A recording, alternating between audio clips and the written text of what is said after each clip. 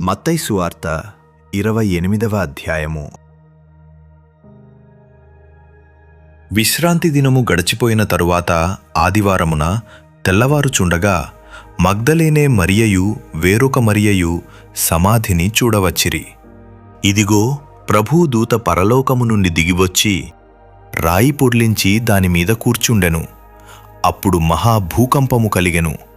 ఆ దూత స్వరూపము మెరుపువలే నుండెను. అతని వస్త్రము హిమమంత తెల్లగా ఉండెను.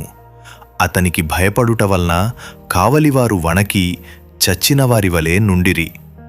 దూత ఆ స్త్రీలను చూచి, మీరు భయపడకుడి, సిలువ వేయబడిన యేసును మీరు వెదకుచున్నారని నాకు తెలియును. ఆయన ఇక్కడ లేడు, తాను చెప్పినట్టే ఆయన లేచియున్నాడు. రండి, ప్రభువు పండుకొనిన స్థలము చూచి త్వరగా వెళ్ళి ఆయన మృతులలో నుండి లేచియున్నాడని ఆయన శిష్యులకు తెలియచేయుడి.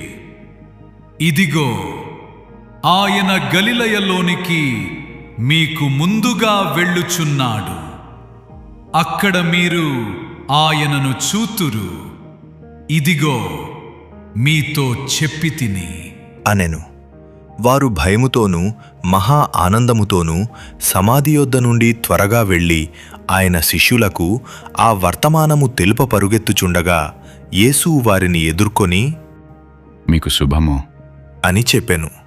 వారు ఆయన యొద్దకు వచ్చి ఆయన పాదములు పట్టుకొని ఆయనకు మ్రొక్కగా, యేసు, భయపడకుడి, మీరు వెళ్ళి నా సహోదరులు గలిలయకు వెళ్ళవలెననియు వారక్కడ నన్ను చూతురనియు వారికి తెలుపుడి అనెను.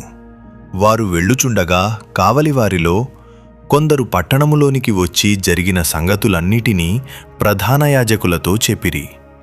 కాబట్టి వారు పెద్దలతో కూడి వచ్చి ఆలోచన చేసి ఆ సైనికులకు చాలా ద్రవ్యమిచ్చి, మేము నిద్రపోవుచుండగా అతని శిష్యులు రాత్రివేళ వచ్చి అతన్ని ఎత్తికొనిపోయిరని మీరు చెప్పుడి.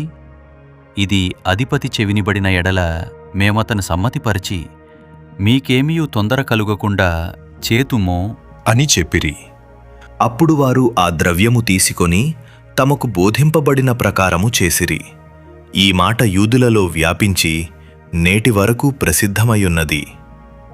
11 మంది శిష్యులు యేసు తమకు నిర్ణయించిన గలిలయలోని కొండకు వెళ్ళిరి. వారు ఆయనను చూచి ఆయనకు మ్రొక్కిరిగాని కొందరు సందేహించిరి. అయితే యేసు వారి యొద్దకు వచ్చి, పరలోకమందును భూమి మీదను నాకు సర్వాధికారము ఇయ్యబడియున్నది. కాబట్టి మీరు వెళ్ళి సమస్త జనులను శిష్యులనుగా చేయుడి. తండ్రి యొక్కయు కుమారుని యొక్కయు పరిశుద్ధాత్మ యొక్కయు నామములోనికి వారికి బాప్తిస్మమిచ్చుచు నేను మీకు ఏ సంగతులను ఆజ్ఞాపించితినో వాటినన్నిటినీ గైకొనవలెనని వారికి బోధించుడి. ఇదిగో, నేను యుగ సమాప్తి వరకు సదాకాలము మీతో కూడా ఉన్నాను అని వారితో చెప్పెను.